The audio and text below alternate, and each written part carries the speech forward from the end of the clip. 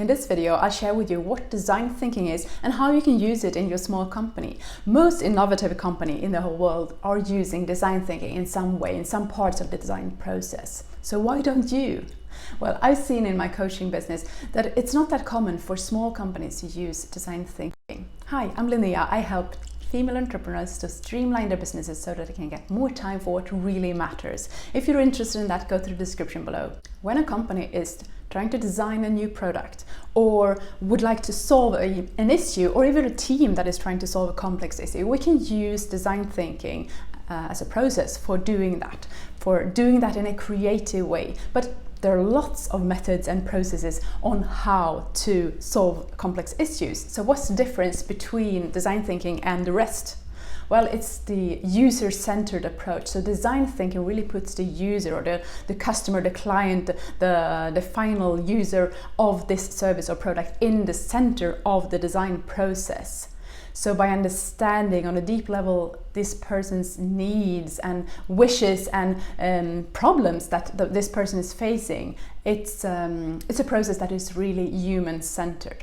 In the past, when we didn't have design thinking, companies would usually say, okay, we have this product or this technology, let's launch it on the market. And maybe you did some market research before just to see if it was kind of the right fit. But when you launched it on the market, you were not 100% sure that it would actually fly, that it would actually be something that the final user would find super useful and wanted to pay money for. Through the design thinking, that is much easier. We will be sure that what we're launching on the market is something that our clients, that our customers, our final users will actually appreciate. If you're ready to become really productive, make sure that you download the free guide that I prepared for you. You will find the link in the description below. Design thinking is a philosophy with some tools.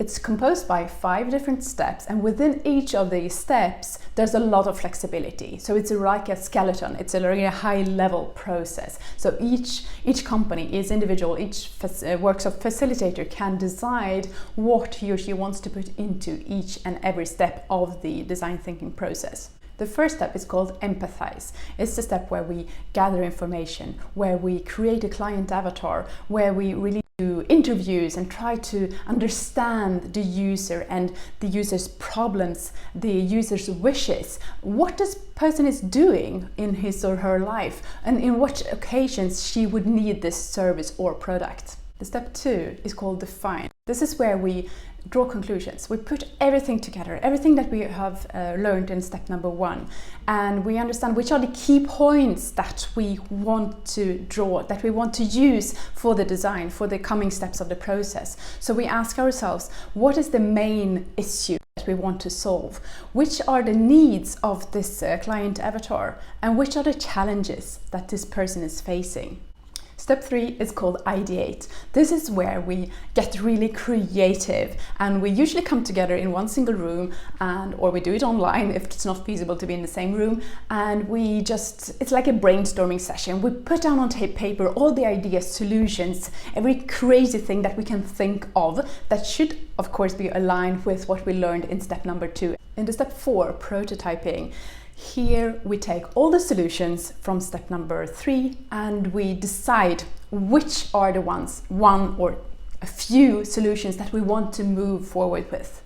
And then we create prototypes that shall be testable. They need to be testable, but they're not this final product. It could be a PowerPoint presentation or some like easy sketch, or it could be something that looks a bit like a product, but it doesn't have all the functionalities. It's just a great way for a potential client or a customer or final user to see what the final product could look like.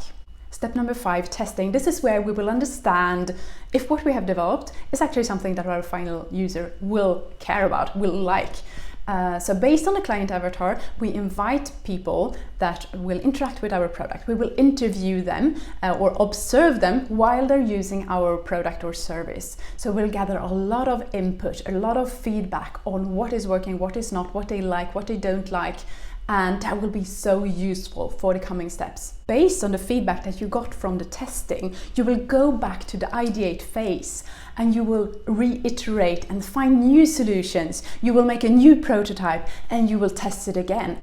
So this was a very high level overview of the 5 steps of the design thinking.